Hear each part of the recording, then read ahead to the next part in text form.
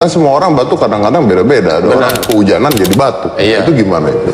Batuk itu kecenderungan biasanya yang pertama kalau bicara itu ngotot. Jadi ada penekanan di daerah sini itu bicara ngotot kesannya.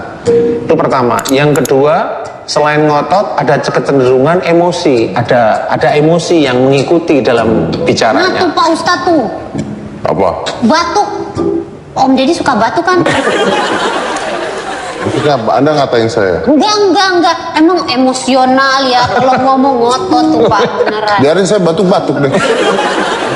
Kan galak tuh Pak. Tuh, galak kan Pak? Terus Pak. Jadi kalau batuk itu yang pertama ngotot, kalau bicara ngotot. Kemudian yang kedua ada emosi yang mengikuti ceritanya. Nah, kemudian yang ketiga ini yang sering ngomel. Orang ngomel itu nanti juga akan seringan batuk. Oh, makanya kalau orang habis malu, Iya, relatif hampir seperti itu. Iya. Jadi kalau batuk yang kena virus makanan salah itu gimana? Nah, sebenarnya begini Mas Dedi, persoalan virus itu kan ciptaannya Allah juga. Jadi Allah melihat tidak virusnya dimunculkan, tapi dari perilaku seseorang ini, kemudian sebenarnya Allah itu sayang kepada seorang tersebut, makanya dimunculkanlah sakit. Sehingga biar dia itu kembali, jangan kalau ngomong itu ya jangan ngotot, kalau ngomong jangan ada emosi, ngomong jangan begini. Sebenarnya Allah tuh maunya begitu. Cuma kan kita manusia kan nggak ada rem kadang-kadang. Nah, kenapa itu seperti itu? Ada dalam Jadi peringatan gitu maksudnya? Iya, peringatan. Ini penelitiannya seperti apa ini? Bagaimana melakukan penelitian bahwa kalau misalnya saya kemarin makan cabai diare? Kalau itu memang nggak doyan, pas perutnya lagi nggak doyan cabai aja. Nah itu Pak Ustadz iya. bisa bedain. Nah bisa bedanya, oh ini kamu makan cabai atau memang Begini, saya nah itu gimana tuh? Sebenarnya begini, kalau memang cabai waktu itu langsung diare. Nah, dalam beberapa hari ini Mas Dedi kecenderungan ngomongnya terlalu berlebih dengan emosi. Jadi pada waktu ini dimasukkan cabai, kesannya ada volume yang akan menjadikan diare itu lebih cepat. Prosesnya seperti itu aja. Tapi kalau Mas Dedi nggak makan cabai, ya nggak ada dia. Maksudnya cabainya nggak kelebihan, ya nggak akan diare. Oh jadi berhubungan? Tetap berhubungan, karena nggak usah kadang-kadang seorang diare, nggak perlu dia tuh makan cabai, itu akan diare. Jadi nggak perlu makan cabai, nggak perlu ada keracunan. Tapi insya Allah itu, jadi penelitiannya salah satu itu. Coba umpamanya begini nih. Saya kemarin ada seorang bayi nih. Baru lahir kurang lebih umurnya 3 bulan. Oh ya salahnya, maksud makan cabai. Kita bayinya makan cabai. Ini bukan bahas cabai. Bukan. Cerita Bapak udah beres. Jadi bayi ini memang keluar masuk rumah sakit terus menerus selama dia umur 9 hari itu keluar masuk terus menerus. Karena bayi ada perilaku buruk Pak Ustadz. Makanya di sini ada contoh yang beda. Oh. Jadi contoh yang di luar tadi, si bayi ini didiagnosa dokter memang diare sehingga badannya susut, diare terus setiap hari.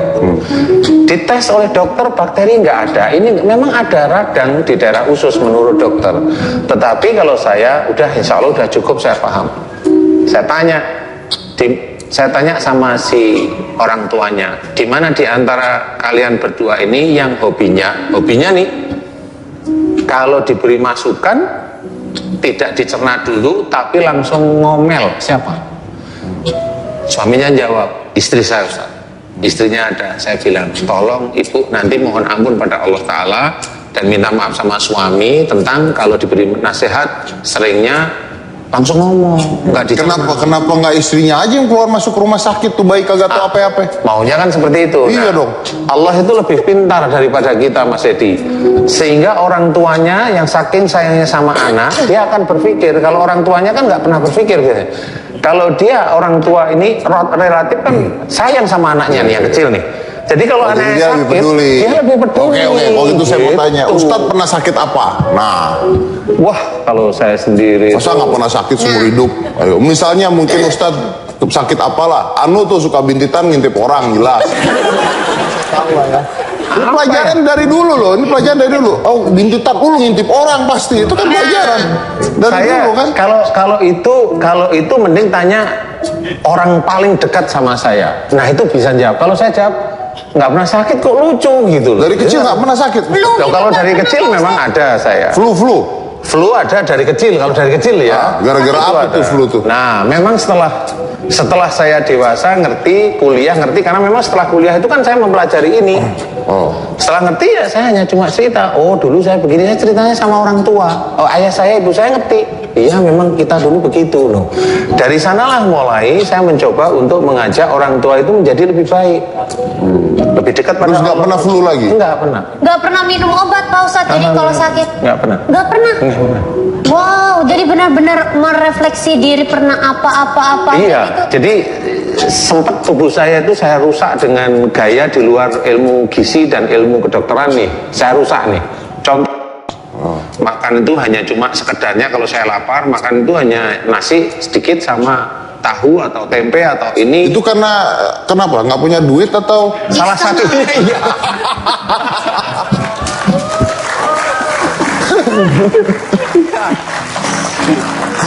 saya rusak dengan seperti itu. Tapi ternyata alhamdulillah nggak pernah sehat.